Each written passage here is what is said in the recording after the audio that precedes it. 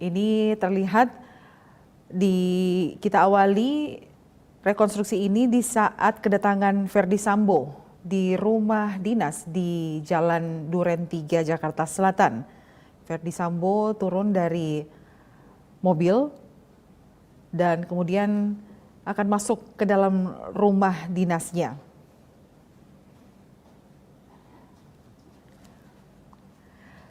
Setidaknya di rumah dinas Verdi Sambo di Jalan Duren 3 ada sebanyak 27 adegan yang diperankan para tersangka. Ya, dalam hal ini menurut atau berdasarkan instruksi Kapolri agar kasus ini dibuka secara transparan dan agar dapat tuntas dengan terang benderang.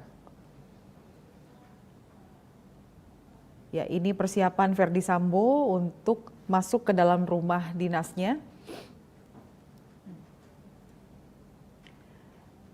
Di mana di dalam rumah sudah ada Barada Richard Eliezer atau Baradae.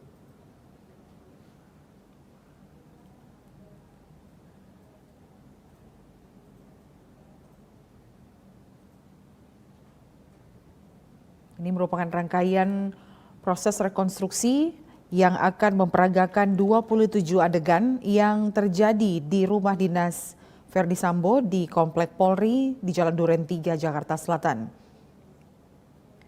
27 adegan ini merupakan rentetan peristiwa yang terjadi